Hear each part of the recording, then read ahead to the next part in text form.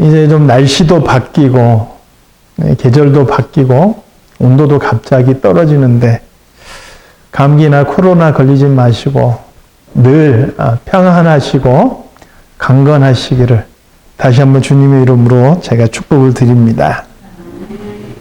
예전에 하나님께서 다스리는 나라 신정국가인 이스라엘의 왕은 세 가지 덕목이 있어야 된다 그랬어요.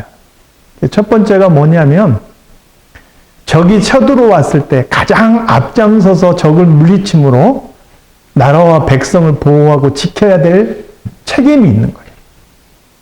두 번째는 바른 재판을 통해서 그 땅에 정의를 바로 세워야 될 책임이 있어요.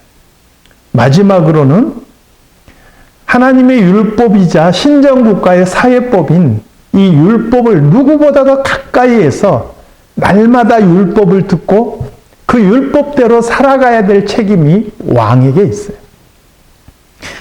그런데 블레셋이라는 나라가 쳐들어왔고 또 블레셋의 장군 골리앗이 싸움을 걸어왔을 때 사울 왕은 물론이거니와 이스라엘의 그 누구도 싸울 생각을 못했어요. 바로 그때 비록 청소년이었지만 다윗이 나가서 싸워서 골리앗을 물리치게 되는 것이죠. 이것은 성경 역사에서 다윗이 이스라엘의 왕으로서의 자격이 있다는 것을 증명해 보인 첫 번째 사건이라 할 수 있습니다. 자, 이렇게 다윗이 사람들 앞에 이제 골리앗을 물리침으로써 사람들 앞에 등장했는데 사람들은 다 좋아했지만 이런 다윗의 모습을 눈여겨보는 사람들이 있었어요. 그게 누구냐면 당시 이스라엘의 왕이었던 사울과 또 그의 아들 요나단입니다. 근데 놀랍게도 왕인 사울과 왕자인 요나단의 그 반응이 너무나 다르게 나타나는 것을 보게 돼요. 오늘 본문 1절 말씀에 보니까 요나단이 다윗을 보는 그 순간 그냥 마음이 하나가 됐어요. 그래서 보는 그 순간 다윗을 사랑했다라고 표현했어요. 이것 때문에 어떤 사람들은 두 사람이 동성애다 이렇게 주장하는 사람이 있는데 그런 의미가 아니에요. 요나단이 다윗을 자기의 생명같이 사랑했다 이렇게 표현하고 있고요. 이어지는 3절 말씀은 한번 우리 같이 읽어보겠습니다. 3절 말씀. 자, 시작. 요나단은 다윗을 자기 생명같이 사랑하여 더불어 언약을 맺었으며 요나단이 다윗을 생명같이 사랑함으로 언약을 맺었다. 요즘으로 따지면 나라와 나라 대 맺는 조약이고 개인 대 개인이 맺는 계약이고 이런 걸 맺었다는 거예요. 그 내용이 어떤 내용인지 오늘은 본문에는 안 나와 있지만 몇 가지 어떤 내용인지 짐작해 볼 수 있는 게 있어요. 첫 번째는 요나단이 언약을 맺고 난 후에 다윗에게 자기의 갑옷과 자기가 쓰는 칼과 자기의 활을 다 다윗에게 주었다라고 이야기를 합니다. 언뜻 보면 이게 그냥 단순하게 선물로 준 것 같은데 그건 지금 이 시대를 사는 우리의 개념이고요. 이때 고대 사회에서 갑옷과 칼과 활을 그것도 자기가 사용하고 있는 것을 준다는 게 어떤 의미가 있는지를 이해하셔야 돼요. 내가 쓰는 무기를 갖다가 바친다는 것은 그 사람을 나의 주인으로 섬기겠다라는 충성의 서약인 거예요. 그러니까 지금 요나단은 다윗을 보는 그 순간 생명과 같이 사랑했고 그에게 자신의 충성을 바치겠다라고 언약을 맺었다는 거예요. 그렇게 보면 여기서 사랑했다라는 그런 표현은 사실은 이건 우리 시대에서 사랑했다라고 번역을 했지만 고대에서는요 신하가 왕에게 충성을 바치면서 사랑을 맹세하는 행위인 거예요. 요나단은요 다윗을 본 그 순간 그가 하나님께서 택하신 왕임을 알아보고 비록 현재 자신은 왕자이고 다음 때의 왕을 이어갈 유력한 자리에 있음에도 불구하고 하나님께서 다윗을 택하신 것을 깨닫는 그 순간 주저하지 않고 다윗에게 충성을 서약했다라고 볼 수가 있는 것이죠. 또 하나 이 언약의 내용을 엿볼 수 있는 게 있는데요. 오늘 본문 이후에 20장 14절에서 16절에 나오는 거예요. 20장 14절에서 16절 한번 볼까요? 자, 같이 읽겠습니다. 너는 내가 사는 날 동안에 여호와의 인자심을 내게 베풀어서 나를 죽지 않게 할 뿐 아니라 여호와께서 너 다윗의 대적들을 지면에서 다 끊어버리실 때에도 너는 내 인자하심을 내 집에서 영원히 끊어버리지 말라 하고 이에 요나단이 다윗의 집과 언약하기를 여호와께서는 다윗의 대적들을 치실지어다 하니라. 요나단은 다윗이 왕이 될 걸 이미 안 거예요. 그리고 그것을 막아서는 사람은 다 다윗의 대적이 되는데 하나님께서 그런 다윗의 대적들을 다 물리칠 것이라는 걸 이미 안 거예요. 그래서 다윗과 언약을 맺으면서 너는 나를 해치지 말고 혹시라도 우리 집안이 너를 대적해서 나중에 우리 집안이 무너진다 할지라도 그때 너는 자비를 베풀어서 내 대를 끊지 말아다오 이렇게 부탁한 거예요.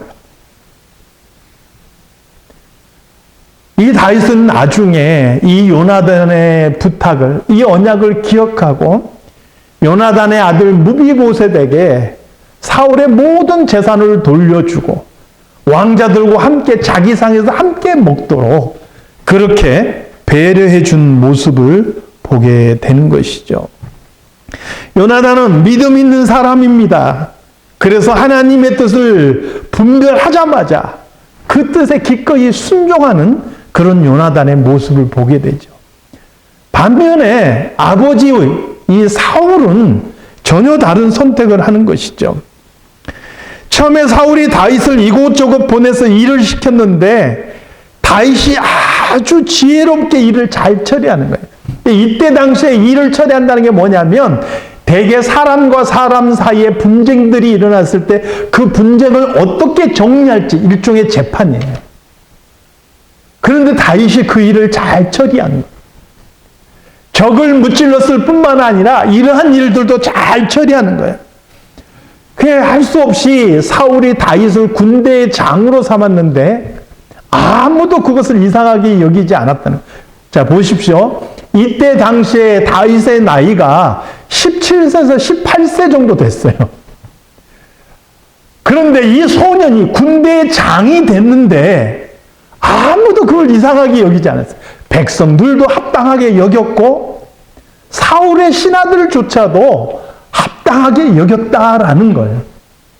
이것은 다윗이 얼마만큼 일을 지혜롭게 처리했는지를 알 수 있어요. 사람들이요, 나이 어린 다윗이라고 해서 야쁘지 않았어요. 왜냐? 그만큼 그가 일을 지혜롭게 처신했기 때문에 그러는 것이죠. 그리고 이 블레셋과의 전쟁에서 승리한 군대가 돌아오게 되는데 백성들이 이제 그 승전을 위한 축하를 하는 거예요. 춤을 추며 노래를 부르면서 환영을 하는데 뭐라고 환영하느냐? 사울이 죽인 자는 천천히요 다윗이 죽인 자는 만만이로다. 이게 이 노래가 단지 어떤 그 전쟁에서 누가 몇 명을 죽였느냐라는 부분의 문제가 아니에요. 첫 번째는 누구의 공이 더 큰 것이냐라는 걸 확실하게 보여주는 거고요. 이 만만이다라는 말 속에는 이 사람이 으뜸이다, 이 사람이 우두머리다 이런 의미가 들어가 있어요. 그러니 사울의 입장에서는 굉장히 불쾌한 거죠. 이 이야기를 듣는 순간 너무 불쾌한 거예요. 그 마음이 8절 9절에 나와 있어요. 8절 9절 한번 볼까요? 자, 8절 9절 시작. 사울이 그 말에 불쾌하여 심히 노하여 이르되 다윗에게는 만만을 돌리고 내게는 천천만 돌리니 그가 더 얻을 것이 나라 말고 무엇이냐 하고 그날 후로 사울이 다윗을 주목하였더라. 여기서 주목했다라는 말은요, 원래 의미가 뭐냐면 굉장히 불쾌한 느낌으로 그 사람을 바라보았다. 한 번만 바라본 게 아니라 반복해서 그 사람을 바라보았다. 이런 의미를 담고 있는 거예요. 어떻게 하든지 다윗이 실수하는 것들을 하나하나 살펴보기 위해서 불쾌한 눈빛으로 계속 그 사람을 주목해서 봤다는 거예요. 그것도 일국의 왕이. 그러면 다윗이 얼마나 불편하겠어요. 자, 그런 상황인데 매튜 헨리는 이 부분에 대해서 뭐라고 주석을 달았냐면, 교만한 사람은요, 자기 외에 다른 어떤 사람이 칭찬받는 것을 견디지 못하는 경향이 있어요. 여러분, 혹시 자기 자신을 잘 들여다보세요. 옆에 사람이 막 칭찬을 받고 있을 때 내 마음이 어딘가 좀 불편한 마음이 들면 내 안에 조금의 교만이 들어가 있다는 걸 기억하세요. 그래서 그 마음을 빨리 다스려야 돼요. 남이 잘 될 때 그것을 기쁘게 축하해 줄 수 있어야만이 그게 그리스도인이에요. 사촌이 돈을 살 때 배가 아프면 그건 그리스도인의 모습이 아닌 거예요. 여러분, 옆에 사람이 칭찬받고 옆에 사람에게 좋은 일이 생겼을 때 정말 기쁨으로 박수 쳐줄 수 있는 저와 여러분이 될 수 있기를 바랍니다. 혹시 사람이니까 내 마음이 좀 불편하고 그냥 그것 때문에 잠이 안 오고 이럴 수 있어요. 사람이니까. 그럴 때 그 마음에 그냥 휩쓸리지 마시고 그 마음을 속히 다스릴 수 있기를 바라요. 그렇게 살아가는 것이 그리스도인답게 살아가는 거예요. 그리고 이어서 매튜 헨리는 이렇게 이야기를 합니다. 만일 어떤 사람이 주위 사람들에 대해서 심술을 부리고 모욕적인 언사를 쓰고 의심이 많고 억지를 부린다면, 그리고 그 태도가 못됐다면 그 사람에게서는 하나님의 영이 떠났다는 표시이다. 왜냐하면 위에서부터 오는 지혜는 우리를 그것들과는 정반대로 만들어주기 때문이다. 여러분, 내 마음을 다스리지 못하고 주위 사람들에게 심술을 부려요. 같은 말을 해도 좋은 말을 할 수 있는데, 좋은 표현을 할 수 있는데 자꾸 모욕적인 언사라고 그 사람의 마음을 이게 박박 긁는 그런 말을 해요. 고집을 부리고 그 태도 자체가 되게 무례하다. 그러면 그 사람에게 하나님의 영이, 하나님의 은혜가 떠났다라는 거예요. 왜냐? 하나님의 은혜 속에 살아가는 사람은 그렇지 않다는 거예요. 기본적으로 겸손하고 남을 나보다 낮게 여기고, 그리고 무례하지 않아요. 고린도전서 13장에 사랑의 특징을 말할 때 뭐라고 해요? 사랑은 무례히 행치 않는다 그랬잖아요. 그러니까 태도 자체가 신사적이어야 돼요. 무례하지 않아요. 그리고 그것이요, 때로는 나를 공격하는 사람에 대해서도 그렇게 무례한 태도가 나오지 않는 거예요. 질투는 인간을 경노하게 만든다라고 합니다. 사울은 바로 이 상태에 빠져들어요. 너무나 자연스럽게 10절에서는요, 사울에게 악령이 내렸다. 하나님의 영이 떠나면 그 자리를 무엇이 채우냐면 악한 영이 채우는 거예요. 그래서 급기야 11절 말씀을 보겠습니다. 11절 말씀, 자, 시작. 그가 스스로 이르기를 내가 다윗을 벽에 박으리라고 사울이 그 창을 던졌으나 다윗이 그의 앞에서 2번 피하였더라. 급기야는 다윗을 죽이겠다고 창을 던진 거예요. 그리고 이때로부터 시작해서 그의 남은 생애를 어떻게 보내요? 다윗 죽이겠다고 쫓아다니는 삶으로 허송세월을 하는 거예요. 사랑하는 성도 여러분, 우리가 이 사울의 길을 쫓아가는 사람들이 되지 않기를 바랍니다. 사울이 다윗에게 창을 던졌는데 다윗이 어떻게 했는지를 보겠습니다. 다윗은 결코 사울과 맞서 싸우지 않습니다. 내가 그래도 하나님께서 나를 택하셨고 왕으로 기름을 부으셨는데 감히 나를 죽이려고 창을 던져? 그리고 그 창을 뽑아서 마주 던질 수도 있어요. 근데 여러분 기억하시기 바랍니다. 남이 나에게 창을 던진다고 나도 그 사람에게 창을 던지면 똑같은 사람이에요. 남이 나에게 악한 말을 해요. 그건 그 사람의 태도이고 그 사람의 마음이고 그 사람의 선택이에요. 근데 그 말을 듣고 나도 똑같은 악한 말로 갖는다면 그건 또 내 선택인 거예요. 그 사람이 잘못된 것만큼 나도 잘못된 거예요. 성경은 한 번도 악을 악으로 갚으라 말씀하지 않아요. 오히려 뭐라고 말씀합니까?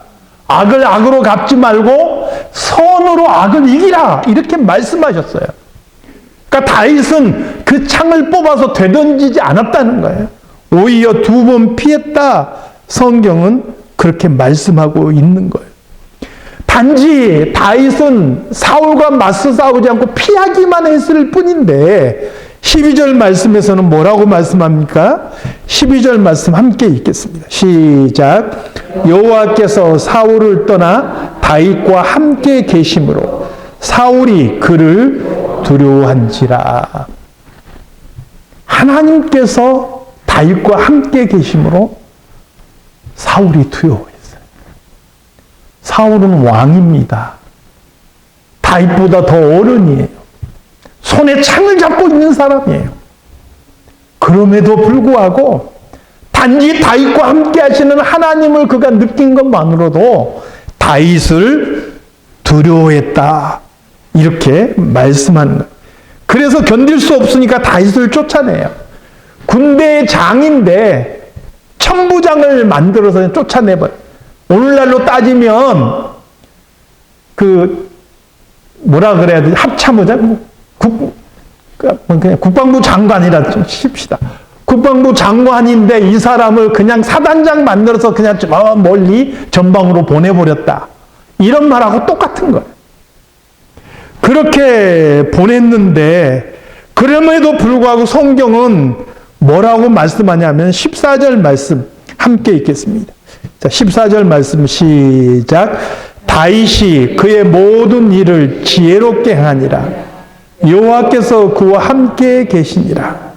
사울은 다윗이 크게 지혜롭게 행함을 보고 그를 두려워하였으나 온 이스라엘과 유다는 다윗을 사랑하였으니 그가 자기들 앞에 출입하기 때문이었더라. 14절부터 16절까지인가 봐요. 그럼에도 불구하고 다윗은 모든 일을 지혜롭게 행했고 하나님께서는 그와 함께 하셨으므로 사울은 여전히 그를 두려워하고 이스라엘 백성들은 다윗을 사랑했다 하는 거예요. 저는 이 모습을 보면서 설교를 준비하다가 성경에서 딱 한 인물이 얼른 떠올랐어요. 누가 떠올랐냐면 이삭이라는 사람이 떠올랐어요. 이삭이라는 사람이 주변의 모든 나라가 흉년이 들었을 때 농사를 지었는데 100배의 수확을 거두었어요. 그러니까 주변 사람들이 질투하고 시기했어요. 이삭을 그 땅에 머무르지 못하게 쫓아냈어요. 근데 이삭이 거기에 대해서 한마디 대항하지 않고 그냥 쫓겨났어요. 그리고 쫓겨난 곳에서 우물을 팠는데 팔레스틴 땅에서는요, 우물이 정말 귀한 거예요. 생명과 같은 게 우물이고 그 사람의 재산의 기준이 물이 솟아나는 우물은 몇 개를 가지고 있느냐가 그 사람의 재산의 기준일 정도로 소중한 거예요. 근데 이삭이 우물을 팠는데 우물물이 터져 나오니까 블레셋 사람들이 쫓아와서 그것을 빼앗았어요. 그런데도 여전히 싸우지 않고 또 물러가서 다른 곳에서 우물을 팠는데 또 우물이 솟아나는 거예요. 그 블레셋 사람들이 또 쫓아가서 그 우물을 빼앗고 이삭을 쫓아냈습니다. 이삭은 싸우지 않고 또 물러가서 우물을 팠는데 그 우물에서 또 물이 솟아나는 거예요. 블레셋 사람들이 또 쫓아왔을까요? 쫓아오지를 못해요. 블레셋의 왕과 군대 장관이 이삭을 찾아옵니다. 우리가 보니까 너는 하나님이 함께 하시는 사람이다. 그래서 우리 서로 조약을 맺자. 우리도 너를 침범하지 않고 너도 우리를 침범하지 않고 이렇게 조약을 맺자. 블레셋 사람들의 눈에도 하나님께서 함께 하시는 이삭의 모습을 보고 두려움을 느낀 거예요. 처음에는 그들이 시기하고 질투함으로 이삭을 쫓아내고 이삭의 것을 빼앗았는데 이삭은 그들과 맞서 싸우지 않고 그저 피하기만 했을 뿐인데 하나님께서 함께 하시는 것을 그 사람들이 보고 두려워했다라는 거예요. 다윗 역시 마찬가지. 그가 사울을 향해서 마주 창을 던지지 않았고 그저 피했을 뿐인데 하나님께서 다윗과 함께 하심으로 인하여서 사울은 다윗을 두려워하고 이스라엘 백성들은 다윗을 사랑하였다라고 성경은 기록하고 있습니다. 오늘 우리가 살아가는 삶의 방식은 마찬가지예요. 우리가 세상에서 예수 믿는 사람들이 세상을 이기는 방법은 내가 가지는 세력으로, 내가 가진 능력으로 사람들을 가서 콱 누르는 게 아니에요. 숫자의 힘을 가지고 콱 가서 눌러놓는 게 아니란 말이에요. 내가 가진 돈으로 그 사람 입을 딱 막아버리는 게 아니에요. 그것은 예수 믿는 사람들의 방법이 아니에요. 우리는 더불어 평화하고 남이 나를 창을 던질지라도 그것을 피하기만 할 뿐인데 단지 하나님께서 나와 함께 하신다면 사람들이 두려워한다는 거예요. 이게 예수 믿는 사람들의 살아가는 삶의 방식이에요. 이게 어찌 보면 우리가 감정이 있고요. 자존심이 있기 때문에 그렇게 어떻게 사느냐 그렇게 생각할지 모르지만 내 감정대로 행동하고요. 내 자존심 지키려고 마주 창을 던지면 결국 똑같은 사람이 되고 진흙탕 싸움이 되는 거예요. 그리고 그렇게 분쟁과 분열이 있는 곳에는 결코 하나님께서 함께하지 않으셔요. 사랑하는 성도 여러분, 이 땅 살아가시면서 하나님께서 정말 함께 하시는 그런 성도들이 다 되시기를 바랍니다. 그래서 여러분들이 가는 곳마다 분쟁과 다툼이 아니라 평화가 이루어지고 여러분들이 가는 곳마다 지혜롭게 일을 처리함으로 주변에 많은 사람들이 여러분들을 보았을 때 저 사람은 과연 하나님 믿는 사람이구나 라고 인정할 만한 그런 성도의 삶이 다 되시기를 바랍니다. 그래서 가는 곳마다 평화가 이루어지고 아름다운 복의 역사가 늘 함께 하시기를 우리 주님의 이름으로 축원합니다. 기도하겠습니다. 하나님 아버지, 오늘 다윗의 모습을 통해서 이 시대를 살아가는 우리들이 어떻게 살아가야 되는지를 다시 한번 돌아봅니다. 하나님께서 함께 하시는 성도들이 되게 하여 주시옵소서. 세상 속에서 나에게 창을 던지는 자가 있다 할지라도 나도 맞서서 함께 창을 던지는 자가 아니라 그저 하나님께서 함께 하심을 보여줄 수 있는 그런 사람들이, 그런 성도들이 다 되게 하여 주시옵소서. 예수님의 이름으로 기도드리옵나이다. 아멘.